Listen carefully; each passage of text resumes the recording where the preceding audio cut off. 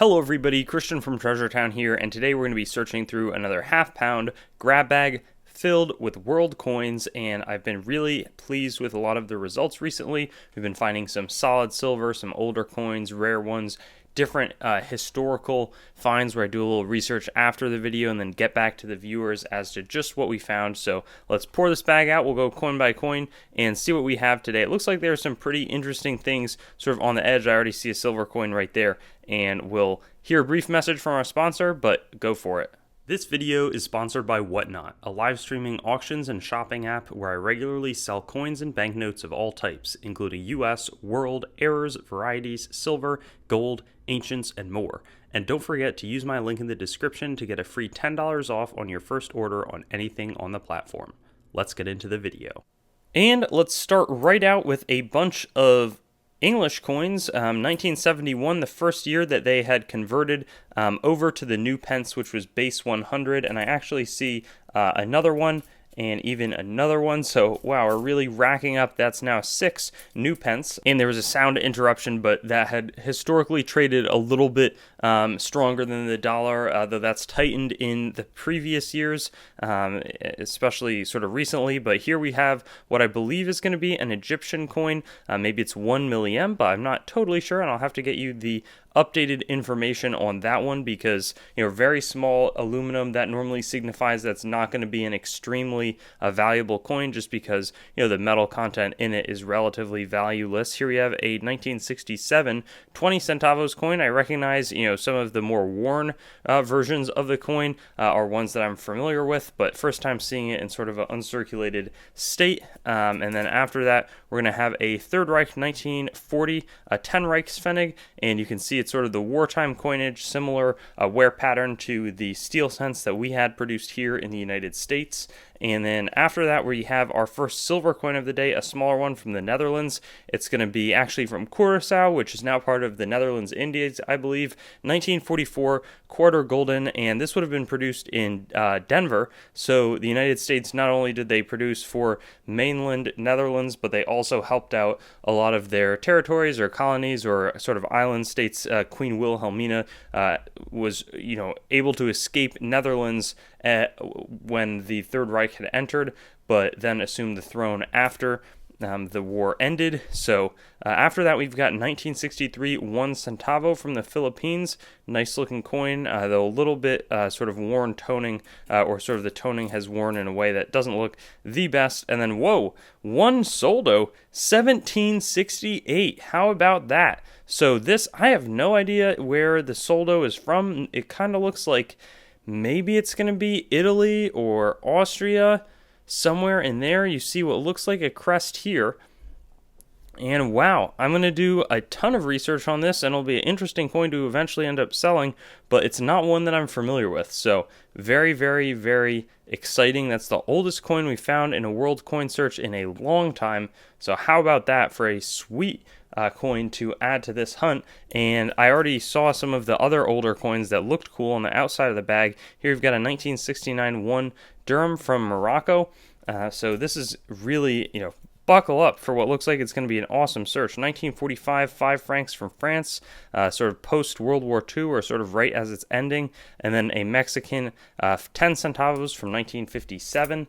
So this one actually has some pretty cool historical significance, or just that it is an East German mark, so sort of the Soviet-controlled East German mark. They would officially make you trade them 25 if you were visiting from the West Germany, which was much stronger. It was, in terms of its economy, had much more freedom, and was more allied with the rest of the sort of West globally, so United States, UK, France, but these marks devalued rapidly, except at the official rate, where if you were visiting, you'd have to pay 25 every day.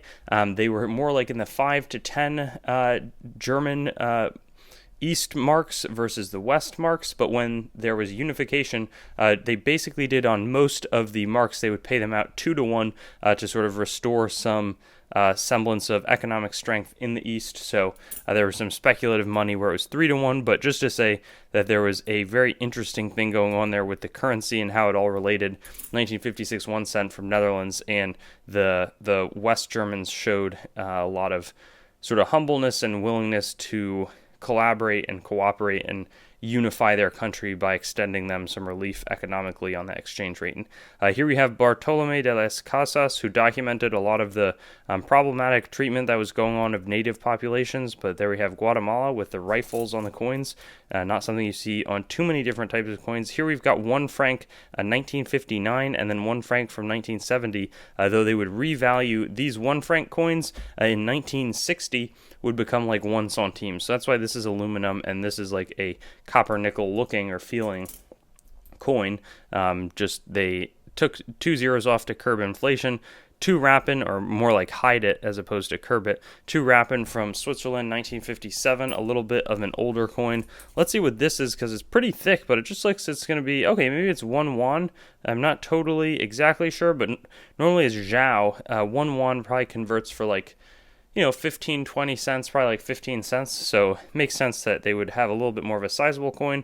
And I think that that's actually the first won coin that I've found from China. It looks like we've got some silver down there. I'm excited. Here, in the meantime, looks like a 10 centimes from France. I'm assuming it's going to be like 1854, 1853, somewhere in that range. It's not going to be particularly valuable anyways, but with no date. Almost no value on this coin, but Napoleon the Third, I believe. Yeah, and you can see III is the depicted ruler there. 1947 Czech Republic, 50 of something. I would think it's going to be Hilaru, but I may not be correct on that. And that's an older design, not one that I can recall seeing myself. This one looks older. Bank token 1/2 penny. I'm going to guess that this one's from 1820, and it's going to be a little bit later than that. Bank of Upper Canada, 1850. And I assume, there were a lot of shortages of smaller change, so a lot of banks. But then we would see it in the Civil War tokens, 1863 or so. And then we also saw hard times tokens, sort of 1837. Whenever there's those shortages, a lot of private issuers will make their own tokens that just stand in place. It's not like you can go exchange tons of these for the silver, but just as something that people can accept and use in their smaller transactions. So curious on the value on that one. Then we have a 1 shilling 1946 from Austria. Strong man, reminds me of the Italian coins as well, though the Italian may have been modeled after that one, I'm not sure. 1 cent here from Jamaica. Then we've got an Israeli coin, super, uncirculated 5, probably shekelim, or something similar, not going to have too much spending value. And here's this silver coin, which looks older, maybe Australian, and that's exactly what it's going to be. A 1936 Advance Australia, maybe ostrich and kangaroo, 3 pence, 92.5% silver. So that's a great find. Probably only going to be worth like $3, but still something I would definitely want to add. And looks like 2 older coins back to back. The 1902 halfpenny from Great Britain, and this Italian coin going to be 1919 20 cents or centesimi. So lots of fun finds. This one really caught my eye, and it's a Danish coin. Looks like it's going to be silver, and it's going to be 1907. Wow, that's even a little older than I had anticipated. 10 or 1/10 of a Danish kroner, and this could have some value. I'm just not as familiar with the Danish coinage and really what they're what they're doing with their coins. But anyways, that one is another good ad. After that, we've got a Straits Settlements, 1925 cents. A lot of those, their larger coins are also quite valuable, but the Straits coins, and we see George V. King and Emperor of India, that would sort of be the Malaysia, Singapore, a little bit of Indonesia maybe now. That's sort of where the Straits Settlements were, sort of bunch of islands in Southeast Asian territory. 1958 20 lire, again from Italy, and then a 1969 Bahama 1 cent coin are additional finds. Let's see what else we have. An Australian penny, 1951, and a UK, they're going to be the same size, 48 to a pound.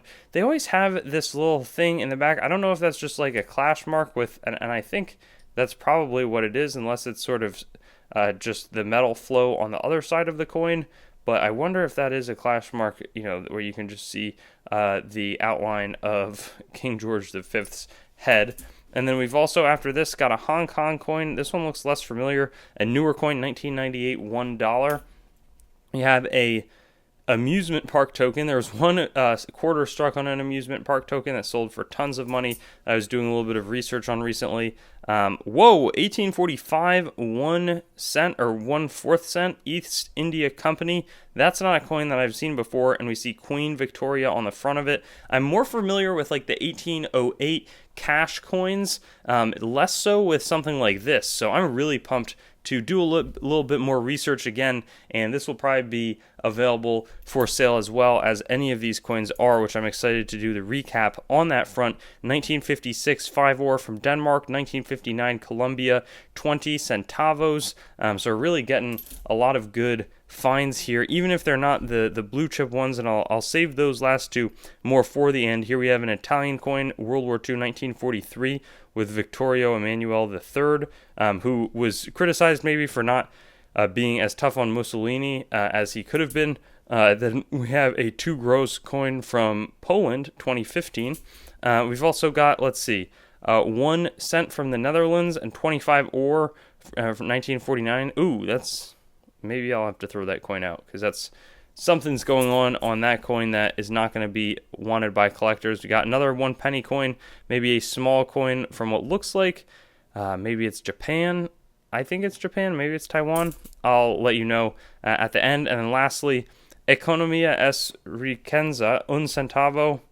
Whoa, 1853 Chile Coin. Huh. Never seen anything like it. Wow. I wonder, is that like an overdate? I don't know. Often there are some overdates there, but wow, this is a huge coin. You know, it's got some pitting, environmental damage. It's not a great looking coin, but I just am fascinated. I didn't know Chile was even around in 1853. I'll have to tell you when their sort of nation state and their coinage started form, or you know, basically got formed. But that is awesome. Super, super cool find. And then our last one, I think I know a little bit more about what it is already. 1935, 83.5% silver, Venezuelan coin, the Libertador, the Bolivar, and we've got, you know, another great conclusion to this hunt. But if we just take a look at, in terms of the coins that I know I'll be auctioning off on Whatnot, it's going to be this coin, which might get group lotted. I think that this one, this One Soldo, is going to go on its own just because it's a cool piece of history and anything from the 1700s. I think that the Chilean coin, you know, even if it's worth like $6 or $10, I think that goes on its own too, just for fans of old South American coins. Same thing, this bank token has nice eye appeal in my view. You know, it looks pretty nice, so that'll be part of it. And then maybe this would probably get put in a lot, the Curacao quarter golden. And remember, my link is going to get you $10 off. So some of the stuff I sell is expensive. Others of it, you know, that $10 off on your first purchase on the platform when signing up, that could mean it almost completely free, just shipped to you, which I don't make any money from the shipping. Cost 1845 quarter cent East India Company, and then 1907 10 ore from Denmark. Got a lot of cool coins here. Great to hang out with you, and I'm so excited for my next search, which will be next Tuesday. Always fun to see what I get. Thanks for watching the video. Be sure to like, comment your thoughts, and subscribe to Treasure Town, and get in touch with me on Instagram, Facebook, and Twitter. Also, check out my website, treasuretowncoins.com, for news and updates related to the channel and collectibles in general. Lastly, there's a link tree in the description with links to all of my other sites, as well as some affiliate links that can support the channel. But with that being said, have a great day, and I'll hope to see you on some of my videos in the future.